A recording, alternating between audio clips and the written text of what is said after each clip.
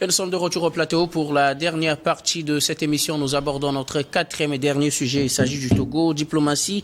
Le ministre des Affaires étrangères fait son bilan plutôt.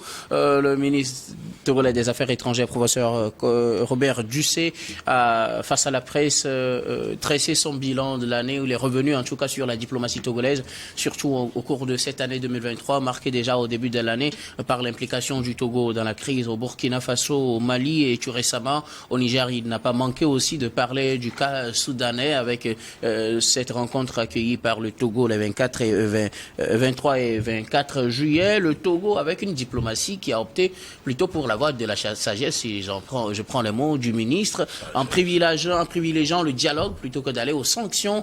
Le Togo aujourd'hui adopte une position qui n'est pas celle des autres pays qui surtout face aux coups d'État qui ont marqué cette année 2023. D'abord la situation avec le Mali, la situation avec le Burkina avec un second coup d'État en début d'année. Non, plutôt un second coup d'État, c'était déjà en janvier 2022. Mais avec la suite des actions au cours de cette année, avec les sanctions de la CEDEAO, après ce fut le cas du Niger. Faut-il sanctionner? Faut-il envoyer une délégation militaire ou bien faut-il envoyer des militaires délogés, le CNSP, c'est ça, au Niger? La position du Togo n'a pas toujours fait l'unanimité. Le ministre togolais des Affaires étrangères a pris l'occasion de revenir sur cette position. Je voudrais bien commencer par vous, Pasteur. Une année de diplomatie au Togo, quelle a été votre réaction ou quel regard portez-vous sur ce parcours, surtout mené par le ministre togolais des Affaires étrangères, professeur Robert Dussé, qui a dressé son bilan face à la presse? Non, depuis que moi je suis né, le Togo, en matière de diplomatie, a toujours joué, a toujours fait c'est médiation de bons offices un peu partout en Afrique. Et ça, on le connaît au Togo. Sauf que à l'interne, il y a beaucoup de choses qui ne marchent pas, sur lesquelles on ne revient pas souvent. Et c'est un peu ça, c'est ça qui entache un peu la diplomatie togolaise. C'est vrai quand même que dans la sous-région ces dernières, surtout ces 2 dernières années, le Togo était encore actif. La diplomatie togolaise a été agissante. On voit le Togo par-ci et par-là dans la médiation avec le professeur Robert Dussé. Moi, je le dis chaque fois qu'on parle de mon pays, le Togo, en bien. Ça me fait du bien et je félicite parce qu'on a dit, je suis Togolais, on parle de mon pays pour avoir réussi à rapprocher les points de vue et à résoudre des problèmes. On se rappelle cette affaire des soldats, des mercenaires ivoiriens, des mercenaires ivoiriens. Des soldats. Ça, c'est moi qui parle. Après, tu parleras, tu diras des soldats. Moi, je dis des mercenaires ivoiriens au Burkina Faso, la crise au Mali et actuellement la crise, le problème au Niger, le Togo, c'est toujours offert justement des médiations, des services loyaux à l'Afrique. Ça, c'est tout à fait. Il faut le saluer, il faut le dire. Maintenant, le ministre Dussé, en tant que ministre des Affaires étrangères, et moi je le dis en tant qu'une organisation de défense des droits de l'homme, je ne l'attaque pas, mais je dis souvent que les Togolais de l'extérieur, dans certaines parties du monde, ont de sérieux problèmes. Des sérieux problèmes où nous, en tant qu'organisation de défense des droits de l'homme, chaque fois, nous sollicitons. Vous en aviez fait mention même nous sollicitons le ministère des Affaires étrangères, mais ne réagit pas. À l'heure actuelle où je vous parle, quand vous prenez les Togolaises, les domestiques togolaises dans les pays du Golfe, que ce soit Oman, Arabie Saoudite, Liban, Koweït et tout ça là, les situations ne sont pas quand même roses. J'ai toujours les audios avec moi chaque jour, c'est ça qu'on traite, parce que les gens sont dans des situations difficiles et on attend le ministère des Affaires étrangères répondre, parce que il y a au moins un département de Togolais de l'extérieur, Togolais de l'extérieur au ministère des Affaires étrangères, mais là on ne sent pas réellement. Je me rappelle encore une fois en 2018 où une Sénégalaise a empoignardé sa patronne à Oman. Mais on a vu le gouvernement sénégalais s'impliquer dans cette histoire, aller jusqu'à Oman. On a envoyé le ministre des Affaires étrangères aller à Oman pour régler cette histoire. Parce que la dame se dit, la domestique se dit qu'elle n'est pas respectée. qu'on était en train, on voulait la tuer, et puis en défense, comment on l'appelle, défense légitime, elle a empoignardé la dame. Mais le ministère des Affaires étrangères du Sénégal a pris ce problème et est allé à la défense du compatriote. Je crois que c'est comme ça la diplomatie. Cet aspect-là, ça manque. Les Togolais sont un peu partout, ont des problèmes, mais on ne sent pas le ministère des Affaires étrangères réagir. Et souvent, c'est pour aller peut-être régler des problèmes des gens. Mais nous-mêmes, nous avons notre problème, ne serait-ce que ce qui se passe, ce que les Togolais vivent dans les pays. En Turquie, je le dis toujours. Alors, je vous parle, les Togolais, milliers de Togolais, je dis, sont en train sont en détention, subissent des sévices très graves en Turquie. À l'heure où je vous parle. Mais on en parle tout le temps. Mais on ne voit pas la réaction du ministère des Affaires étrangères. Donc ça, on soigne. Quand on veut soigner l'image du Togo, il faut le soigner de manière effective, mais le faire comme si une partie, ça peut servir de l'intérêt du Togo et d'autres, ce n'est pas. Je pense que c'est ça qui ne peut. Mais il faut reconnaître quand même que Robert Dussé, depuis qu'elle est à la tête du ministère des Affaires étrangères, fait quand même rayonner. Faire rayonner, c'est le mot, ça va, oui. Faire rayonner l'image du Togo à l'extérieur. Mais là, le dialogue que nous mettons devant, il faut que ce dialogue-là au Togo, dans notre pays, même que le dialogue, qu'on voit vraiment le dialogue, pas le dialogue de sourds, pas le dialogue de sourds, mais un véritable dialogue qui puisse permettre aux acteurs politiques vraiment de se retrouver dans un pays vraiment qui fait office de médiation un peu partout dans la sous-région. Merci beaucoup à vous, pasteur Robert Kosigan. Que était le bilan du ministre des Affaires étrangères, bilan en quelque sorte, puisque ce n'était pas une interview de bilan. Bon, disons-le, il est revenu sur ces grandes actions, les grandes actions de la diplomatie togolaise au cours de cette année. Quelle est votre réaction? Non, comme l'a dit le pasteur, c'est toujours bien. Quand sur le plan international, on applaudit le Togo. Quand sur le plan international, alors le Togo ramène des résultats probants, des résultats qui donnent un poids de plus au rayonnement du Togo sur la scène internationale. Nous ne pouvons que applaudir. Maintenant, nous pouvons aussi encourager le professeur Dussé à faire de plus et à tourner aussi davantage la diplomatie togolaise vers plus l'économie, parce que le Togo a besoin de sous, alors pour les grands projets. Voilà. Maintenant, à l'interne, il va falloir que cette habileté remarquée du Togo pour régler les conflits à l'international, alors puisse impacter aussi la vie politique et sociale du Togo, où on n'emprisonne pas les professeurs qui entre-temps veulent gréver, les enseignants, qu'on ne les emprisonne pas, qu'on n'emprisonne pas les élèves parce que entre-temps ils sont débrayés, alors que les journalistes ne sont pas emprisonnés parce qu'entre-temps, ils ont dénoncé un fait. Sur les réseaux sociaux. Sur les réseaux sociaux. Même si parfois, on peut aussi dire que leur dénonciation n'a pas suivi la ligne de déontologie de leur métier. Il va falloir aussi que, l'atmosphère politique du Togo soit décrispée. Pour que, il y a déjà la liberté d'expression, mais que les acteurs politiques du Togo puissent parler et que on puisse aussi écouter ceux qui ne sont pas toujours d'accord avec le gouvernement. Parce que moi j'ai dit, on ne peut pas casser la lumière, le miroir dans sa chambre, parce que il reflète votre image avec peut-être les rayures que vous portez. Vous ne pouvez pas casser le miroir. Moi j'ai dit, l'opposition dans un pays, c'est son rôle, c'est vous dire les rayures dans ce que vous menez comme action. Et donc les écouter et mettre en pratique peut-être leur observation ne fait que pousser le train Togo. Ça aussi, c'est à remarquer. Les prisonniers politiques ou d'opinion qui sont encore dans les prisons du Togo sont à élargir. Cela rentre aussi dans les négociations, dans les pourparlers. Parce que vous savez, aujourd'hui, quoi qu'on dise, ceux qui sont au pouvoir, continuent pas à gérer le pays. Même si, entre-temps, au cours des élections, où il y a eu peut-être des incompréhensions entre acteurs politiques, il y a eu des manifestations qui ont occasionné l'emprisonnement de ces derniers. Il va falloir que, comme l'a dit le président Talon, qu'il y a un temps pour punir, il y a un temps pour pour élargir. Il y a même le cas du frère de notre président de la République. Son cas aussi est là. Alors, faire élargir Kpacha Gnassingbé aujourd'hui, alors sera peut-être une manière d'illustrer le pardon. Voilà, le pardon au sommet de l'État. Alors, libérer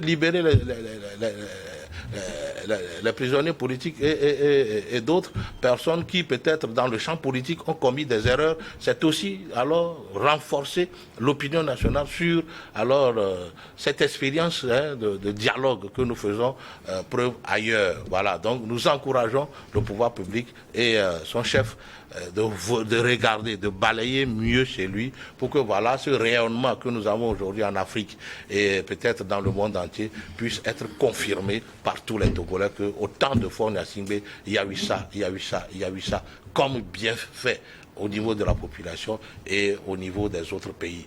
Voilà. Donc, moi, je ne peux que féliciter, les encourager à continuer sur ce pas. Merci beaucoup, Robert Kossigan à côté. Emmanuel Vivien Tomi, votre regard sur la diplomatie togolaise au cours de cette année 2023. Le ministre, lui, quand même, a dit ce qu'il a fait. Des fois, quand on fait nos analyses, on a comme l'impression qu'on veut défendre qui ou celui-ci ou telle action. Mais quand quelque chose est bien, il faut le dire. Si c'est pas bon aussi, il faut le dire. Et donc, en ce sens, d'abord, en tant que Togolais, je suis très fier de notre diplomatie parce qu'elle est agissante, elle est dynamique et puis elle fait de l'innovation également. En même temps, j'ai aimé aussi l'interview du professeur Robert Doucet, puisque c'est une interview accordée à la presse ou aux médias du Togo. Ouais. C'est une bonne chose. Des fois, c'est dans Jeune Afrique ou bien sur les médias français qu'on retrouve d'autres interviews. Donc déjà, une consommation locale au niveau des médias, c'est une très bonne chose. S'adresser directement à l'opinion nationale et internationale à travers la presse par cette interview montre qu'on a envie de rendre compte, on a envie de faire effectivement un rapport, un bilan de ce qui est fait au nom de l'État, parce que la bonne gouvernance exige justement qu'on rende compte de ce qui se fait. Alors, sur le fond, plusieurs sujets ont été touchés dans l'interview du professeur Doucet, notamment la question des coups d'État en Afrique. Alors, la question est claire. Est-ce que le Togo cautionne les coups d'État ou bien justement, est-ce que les propos et les actions du gouvernement ou du pouvoir togolais ne peuvent pas être interprétées comme étant une caution? La réponse est non. La réponse est non parce que chaque fois qu'il y a coup d'État, le Togo fait partie des tout premiers pays à condamner. Et le Togo n'est pas d'accord qu'on prenne le pouvoir par les armes, puisque dans notre constitution et dans tous nos textes, ce qui est plutôt préconisé, c'est le scrutin, c'est le vote, c'est l'élection. Alors, le Togo, effectivement, se dit, suivant les explications du professeur Doucet, ce n'est pas parce qu'il y a des mauvais élèves qu'il faudra les laisser s'enliser et ça va devenir encore un cas général.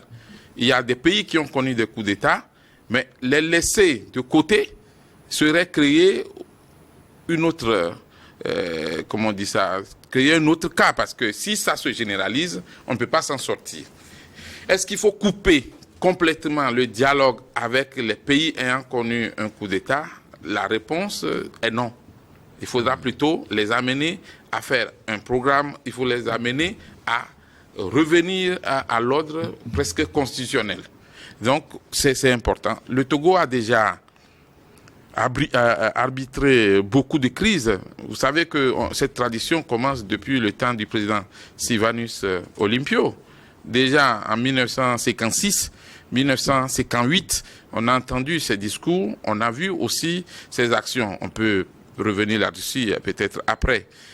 Et le Tchad était en guerre, le président Gnassingbé Adema a eu à faire un geste qui est resté dans les mémoires du côté de N'Djamena, rentrer, un président de la République, rentrer dans une pirogue et puis aller rencontrer les rebelles armés, ce n'est pas des rebelles pacifiques, c'est des rebelles armés, et les dissuader de venir à la table de négociation et trouver un accord, ce sont des actes qui ont porté haut le flambeau du Togo, il faut le reconnaître. Et aujourd'hui, Faure Gnassingbé a une politique qui consiste à dire nous sommes ouverts. Ouverts dans le sens noble du terme. Ouverts. Nous sommes dans la francophonie, on n'a pas claqué la porte à la francophonie, on est toujours dans la francophonie, mais nous sommes aussi dans le Commonwealth. Nous avons de bonnes relations avec la France, on n'a pas dit niet à la France, mais nous avons aussi de bonnes relations avec la Russie et même avec les pays de l'Asie et tout ce que peut-être d'autres vont dire, mais comment vous pouvez être avec la France et être encore avec ces pays? Ça fait partie de la diplomatie togolaise qui dit nous sommes ouverts à tout le monde. Alors aujourd'hui, la question du Soudan a été touchée. Oui. Le président de la République a invité une délégation, a accepté de recevoir une délégation du Soudan pour tenter un règlement de cette crise-là, qui est une crise que même l'Union africaine, excusez-moi, est en train de fuir. Alors, elle tente à sa manière. Bon, parce qu'on ne sent pas cela on ne le sent pas comme ça. Alors aujourd'hui, le Togo, ne nous trompons pas, n'est pas seul. Le Togo agit des fois sur demande des instances supranationales comme la CEDEAO, comme l'Union africaine. Il y a des pays qui ont sollicité le Togo. Le Togo va jouer un rôle dans la gestion de la crise au Niger. Et donc, c'est dire que c'est pas parce que nous sommes Togolais seulement, mais c'est une fierté pour l'Afrique. Le travail diplomatique qui est fait aujourd'hui. On peut peut-être demander qu'on fasse mieux encore en essayant de régler les problèmes de représentation diplomatique du pays à l'extérieur. Parce qu'il y a des zones qui méritent encore d'avoir ne serait-ce qu'un consulat ou une chambre de représentation pour que les Togolais qui sont dans ces pays-là puissent aller à leur maison. Il y a un autre problème aussi, c'est de continuer. Ça, il est important que le ministre Robert Doucet donne des recommandations, des instructions même dans ce sens à ses ambassadeurs. Il faudrait que les ambassades du Togo partout dans le monde soient visitées par les Togolais. Il y a des Togolais qui refusent d'aller dans les ambassades.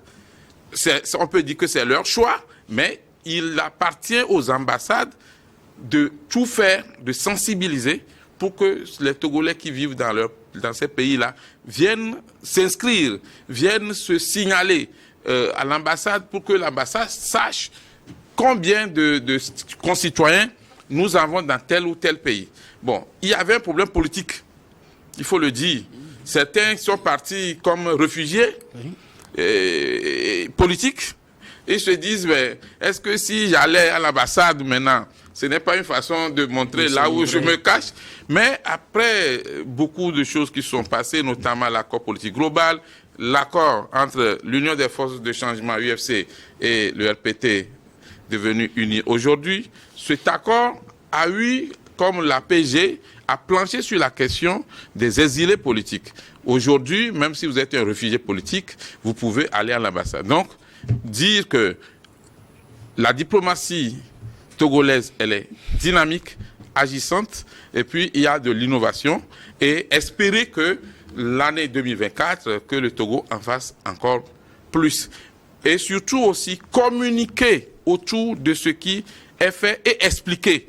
Parce qu'il ne faut pas que les gens donnent des interprétations, notamment sur les réseaux sociaux, qui ne sont pas réelles de ce que la diplomatie togolaise est en train de faire. Le Togo n'a jamais soutenu les coups d'État. Le Togo soutient toujours la démocratie. Merci beaucoup. Pasteur, quelque chose à ajouter?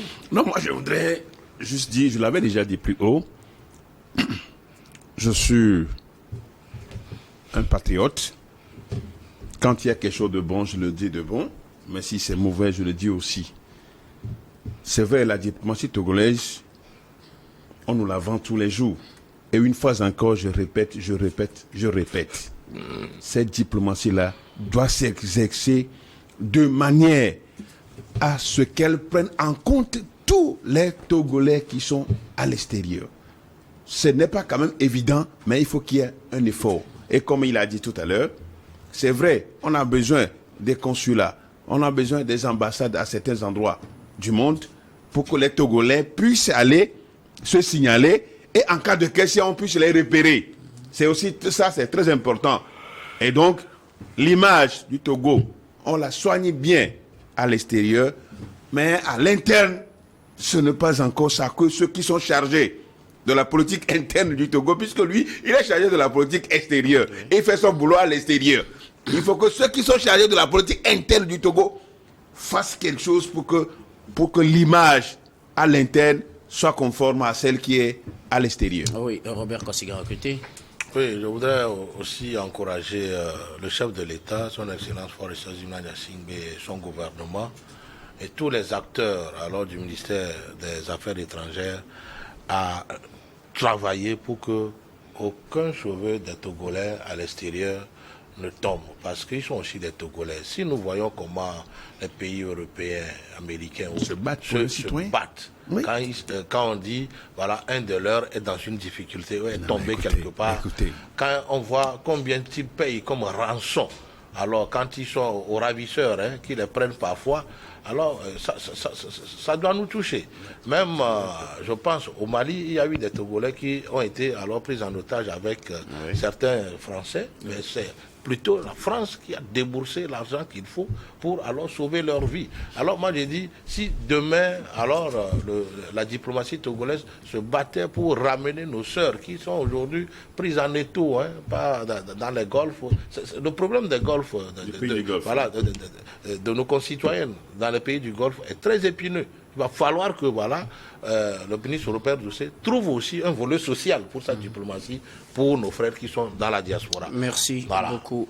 C'est important. Nous arrivons pratiquement à la fin de cette émission. Plus rien à ajouter, Vivien, je pense. Non, juste pour dire que, au-delà de faire cette interview, il faut expliquer aux Togolais comment est-ce que la diplomatie avance et les actions qui sont prévues, parce que les interprétations erronées sur les réseaux sociaux ne font pas du bien, puisque si les citoyens ne comprennent pas pourquoi on a tenu un forum sur la paix, par exemple, au Togo, la question de l'APA, tout ça là, il faut expliquer au maximum aux Togolais ce qui on veut tenir l'année prochaine le sommet des panafricains. Le sommet des panafricains. Donc, je crois que ce travail-là, on ne dit pas qu'il n'y a pas de communication, mais il faut accentuer effectivement la communication au niveau interne aussi. Merci beaucoup. Nous arrivons pratiquement à la fin de cette émission. Comme d'habitude, nous allons faire un dernier tour de table pour vous exprimer sur les questions de votre choix. Je voudrais bien commencer par vous, Robert Kosigan. Oui, je voudrais souhaiter par anticipation une bonne et heureuse année à tous les sympathisants, membres de l'AJD du sud au nord, de l'est à l'ouest.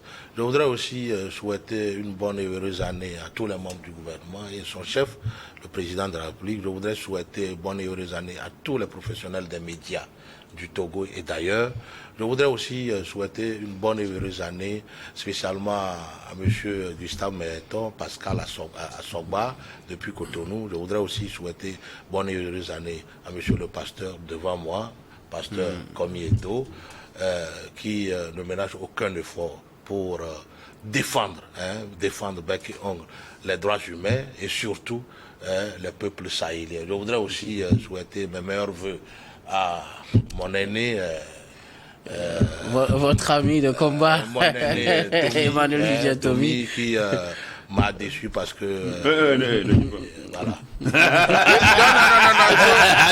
nous sommes en direct sur les médias. Qui t'a déçu par rapport à quoi? C'est pourquoi je dis que par rapport à sa position sur le Mali. Non, il ne faut pas que je sois lynché après. Non, qui t'a déçu par rapport à quoi, Robert? Je ne veux pas qu'on me lynche après. Non. À tous égards. Merci beaucoup. Et meilleurs vœux à Niwa TV, ses décideurs, ses patrons, que Dieu les bénisse et que la chaîne rayonne au firmament du ciel africain et du monde entier. Merci beaucoup. Robert Kosigan Akuete, vous êtes analyste politique, président de l'Alliance Jeunesse Développement AJD. Merci d'avoir répondu à notre invitation. Merci à vous également, pasteur Komi Edo Komi plutôt. Voilà, pasteur Edo Komi, vous êtes le président du mouvement Martin Luther King. Vous êtes également le premier adjoint au maire de la commune Golfe 2. Merci aussi d'avoir répondu à notre invitation. Emmanuel Vivien Tomi, je vais terminer par vous. Oui, juste dire que, en fait, quand nous faisons les débats, nous ne sommes pas obligés de voir dans la même direction, je le réitère. et saluer tous ceux qui font les commentaires. Malheureusement, je n'ai pas le temps de tout lire. Et vous lisez quelques-uns quand même? Non, je n'ai pas le temps. Mais mes enfants me disent des fois, on vous a insulté, on vous a apprécié. Bon, je m'en fous. Mais je leur dis, ce n'est pas une question de nous forcer à aller dans un sens. Si c'est bien fait, on le dit. Si c'est pas bien fait, on le fait remarquer. Et il n'y a rien de mal à cela. Et saluer tous les téléspectateurs et toutes les téléspectatrices et leur dire une très bonne fête de Nouvel An. Mais en même temps, dire aux jeunes que la fête de Nouvel An, c'est pas la fin du monde. Donc, prudence, il faut pas exagérer. Et aussi que l'amour et la solidarité qui régnaient au temps de nos parents règnent encore au cours de cette fête. Ne faisons pas comme des gens qui n'ont plus de cœur. Partageons nos plats avec ceux qui sont démunis. Faisons des dons dans les orphelinats.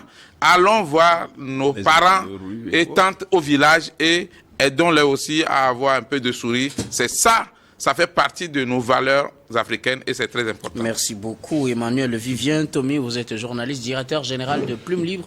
Vous êtes également conseiller en communication politique. Merci d'avoir répondu à notre invitation. C'est toujours un plaisir. C'est Robert qui me taquine. Moi, je voudrais vous souhaiter une bonne heureuse année à tous et à toutes. À toutes les coordinations du mouvement Matel Technique de Lomé jusqu'à Sinkassé. Et dire combien de fois l'année 2023 a été vraiment très pathétique, donc il nous faut nous mettre vraiment en prière pour l'année 2020 et surtout de bien nous comporter pendant la fête parce que le 1er janvier 2024 n'est pas justement la fin du monde. Et aussi un coucou spécial. J'ai une pensée pour les enseignants du syndicat des enseignants du Togo qui viennent d'avoir une victoire à l'Organisation internationale du travail face au gouvernement par rapport à la restriction de la liberté syndicale. Je pense que il est important aujourd'hui de saluer cela et que leurs droits soient restitués très prochainement et qu'ils soient, pourquoi pas, les réintégrer dans la fonction enseignante parce que ça dure et vraiment la vie est très compliquée pour ces enseignants du 7. Merci beaucoup, pasteur Edo Komi. Merci. Je profite aussi de l'occasion pour vous dire un grand merci pour votre disponibilité à toujours répondre à nos invitations pour participer à ces débats. Merci beaucoup pour tout. Merci et bonne et heureuse année 2024 par anticipation à vous tous. Merci également. Bonne année également. Merci beaucoup. Merci également à vous, très chers téléspectateurs, de nous avoir suivis. Ah oui, on se retrouve le premier jeudi de l'année prochaine. Merci de nous avoir suivis. C'est la fin de ce numéro de Regard Croisé de ce programme du soir. Je vous retrouve demain avec le même plaisir pour un autre numéro. Merci.